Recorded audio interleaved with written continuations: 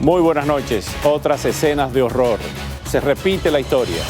Túnez, el país por donde comenzó la primavera árabe en el año 2011, se vio sacudida hoy por el terrorismo.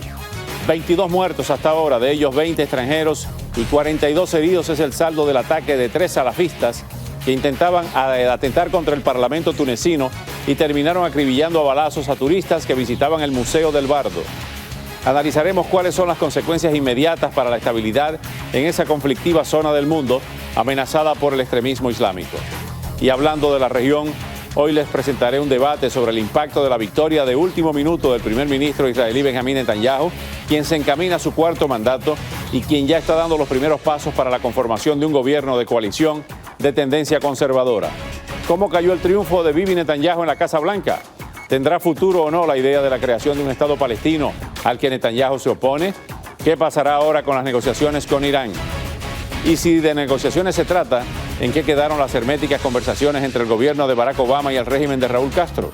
El canciller ruso está haciendo maletas para viajar a La Habana y discutir el tema con sus pares cubanos. Para cerrar, un tema refrescante. Se estrena mañana en el Teatro Trail la comedia Una mujer para dos hombres, protagonizada entre otros por un grupo de conocidos actores. Todo esto en solo segundos en Ahora con Oscar Aza en alta definición, la buena costumbre informativa de la televisión hispana en los Estados Unidos y Puerto Rico.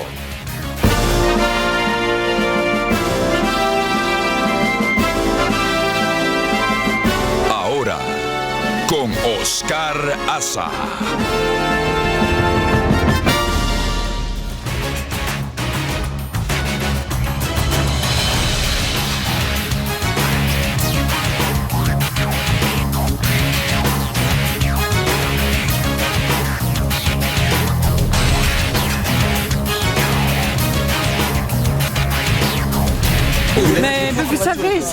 Es difícil de explicar.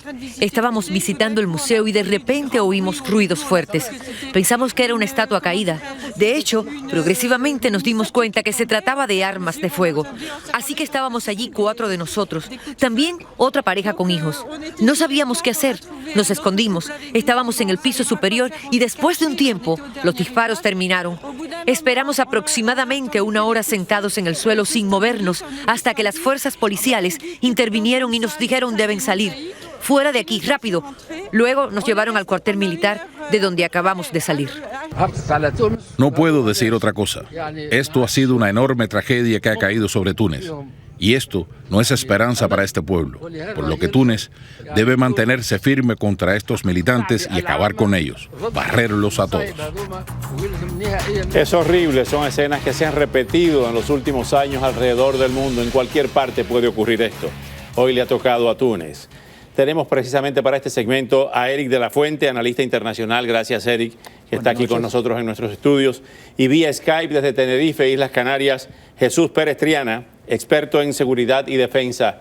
Muy buenas noches en la costa este de Estados Unidos. Buenos días en las Islas Canarias, porque es de madrugada, Jesús. ¿Qué es lo más reciente que tienen por allí, Jesús, de esto que ha ocurrido en Túnez? Pues ahora mismo la cuestión es el número de cifras de víctimas, porque yo lo que he visto toda la tarde y toda la noche es que has estado bailando, y sobre todo la identidad. Por ejemplo, hay 2 víctimas españolas y solo se han identificado a última hora. Por eso yo creo que hasta los gobiernos, hasta que no se aseguran de la identidad y sobre todo comunican a los familiares, no se hace ninguna declaración oficial. Y yo creo que seguiremos viendo también un baile de informaciones hasta yo creo que hasta mañana. Así, no tendremos todavía un balance definitivo en este momento. Efectivamente, el primer ministro de Túnez, Abid Es-Sid, ha dicho lo siguiente. Ha confirmado que entre los fallecidos figuran víctimas de nacionalidad española, como tú has dicho, 2 españoles, están polacos, italianos y alemanes. Eric de la Fuente, ¿cómo se habla de 6 franceses, pero todavía está muy fluida la información? Eric de la Fuente, ¿qué lectura le das a este ataque de estos salafistas? 2 han caído de los 3. 1 está prófugo, que tiene 22 años de edad, se sabe hasta ahora. Sí, pero este ataque es muy emblemático porque Túnez es el único país realmente de esta primavera árabe que después de derrocar al dictador que tenían, hicieron una transición democrática donde hubo elecciones parlamentarias presidenciales. Y ya hace tiempo que varios grupos yihadistas, y hay que enfatizar que hay varios, no solo ISIS y Al-Qaeda, sino otros, han marcado a Túnez como un punto donde van a atacar para tratar de destabilizar y tratar de romper este modelo que ha habido. Entonces, de hecho, no es una gran sorpresa. Han habido otros ataques en el pasado en Túnez. Es interesante la guerra civil que está ocurriendo ahora en Libia, al lado, causa que la frontera esté muy abierta. Y lo mismo pasa en la frontera con Argelia, donde ha habido muchos problemas con yihadistas y ataques. Entonces, esto es muy emblemático porque es el país, el único que realmente se señala como un modelo de transición hacia una democracia después de la primavera árabe. Jesús Pérez Triana, es un cuadro bastante complicado porque ocurre esto en Túnez, donde, como decía Eric de la Fuente, comenzó la primavera árabe en el 2011, hizo la transición hacia este gobierno democrático, pero también hay problemas en Arabia Saudita, donde la embajada de los Estados Unidos está cerrada por tercer día consecutivo, evidentemente por informaciones que tienen los organismos de seguridad de posibles ataques a la embajada de Estados Unidos allí, un lugar sagrado donde está la Meca y Medina. Se deteriora toda esa zona del mundo y ahora quizá con el triunfo de Netanyahu, un endurecimiento de los conservadores israelíes, aunque ese es el tema que vamos a tratar más adelante en el próximo segmento, pero ¿crees tú que todo esto conforma un cuadro de incremento de las tensiones en la zona?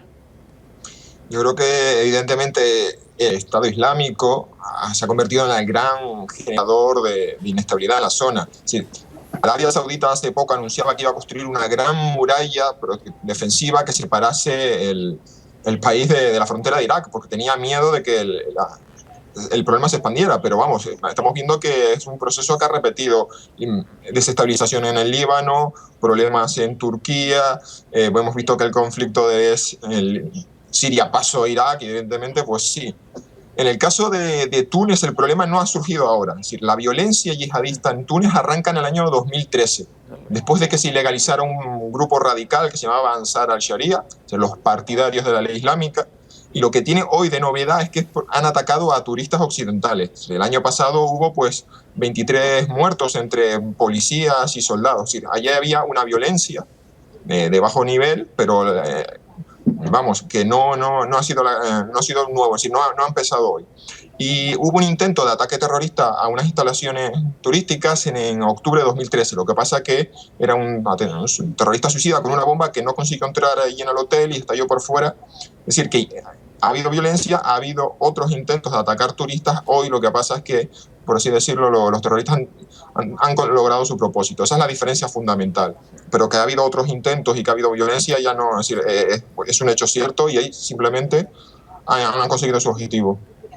Eric de la Fuente, ¿pudiera iniciarse un movimiento de esos gobiernos de buscar fuerzas multinacionales para atacar al Estado Islámico y a estos grupos salafistas? Bueno, lo interesante de esto es que, para ponerlo en perspectiva para los televidentes, Túnez está... La cercanía que tiene con Italia es más o menos la misma cercanía que tenemos entre la Florida y Cuba. Está muy cerca. Entonces, cuando hablamos de turistas extranjeros, también estamos viendo el peligro que existen de combatientes que pelean en las fuerzas de ISIS o en otras partes en Siria e Irak regresando. Hay cifras que ponen tunecinos en los cientos o en los miles, y es un país pequeño peleando en esas filas de ISIS. Y esto está pasando en toda Europa. Yo acabo de regresar de Europa y he estado en varias de las ciudades principales y muchos de los puntos turísticos grandes están con personal militar, con ametralladoras, porque es muy claro hoy en día que esto ya no es un problema solo en Siria o Irak o ahora en Túnez, que podemos decir está en el norte de África. De nuevo, estamos hablando de 96 millas entre Sicilia, en el sur de Italia, y Túnez, pero parte de eso es todo lo que ha creado ISIS. No solo es el conflicto en la zona del Medio Oriente, sino el peligro de que muchos de esos combatientes regresen a sus países, como lo hemos visto en Europa, como lo hemos visto hoy en Túnez, porque muchos de ellos ya habían sido combatientes en el Medio Oriente. Cuando estamos hablando, Jesús y Eric de la Fuente, de que esto puede ocurrir en cualquier parte del mundo, pues nos viene a la mano, no a la mente, la información de que se está investigando las amenazas de muerte contra la embajadora de Estados Unidos en Japón, Caroline Kennedy, la hija de Jacqueline y de Jack Kennedy, el expresidente asesinado de los Estados Unidos, y también que el abogado del médico que ayudó a atrapar a Bin Laden fue asesinado también. O sea, estos son actos terroristas de lobos solitarios o una coordinación de todos estos grupos terroristas para atacar a lo que ellos llaman los enemigos del Islam. Bueno, yo creo que esto sigue un modelo muy claro, y es: hay un liderazgo carismático que lanza los mensajes, las proclamas y los objetivos, es el papel que cumplía Bin Laden, y luego grupos locales se organizaban por su cuenta con alguna cierta coordinación y formaban células. Esos son, por ejemplo, los grupos que llevan el nombre de Al-Qaeda en el Magreb Islámico, Al-Qaeda en la península arábiga.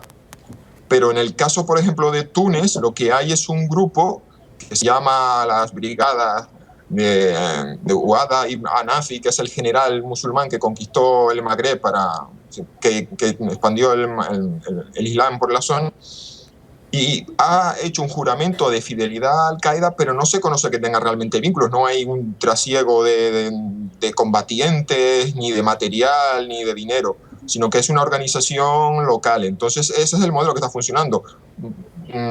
Hay algún líder que lanza, pone, por ejemplo, en el caso de Charlie Hebdo, el semanario francés había sido citado muchas veces como un objetivo terrorista, pero vimos luego que las personas que ejecutaron los atentados no formaban parte de la organización. Ese es el peligro ante tanto fanatismo, Eric. Finalmente, ¿estamos perdiendo la guerra contra el terrorismo? Bueno, la guerra contra el terrorismo hoy está también en las redes sociales, que impacta, porque lo que pasa es que, por ejemplo, muchos de estos jóvenes en muchos de estos lugares, y en el caso de Túnez no es diferente, están viendo que le están ofreciendo: si vienes a pelear en las tropas de ISIS vas a tener esposas, vas a tener otra vida diferente, vete a formar aquí, después regresa a tu país. Y no queda claro, en el norte de Libia hoy ISIS está operando bastante bien, y de ahí se están organizando muchos de los ataques en Túnez. Y esto, ayer mismo confirmaron la muerte de uno de los líderes que organizaban estos ataques terroristas en Túnez, y puede ser que esto sea una respuesta, porque el ataque original fue al Parlamento antes de ir al museo. Bueno, pues muchas gracias, Eric de la Fuente, por regresar al programa. Muchas gracias, Jesús Pérez Triana, desde Tenerife, en las Islas Canarias.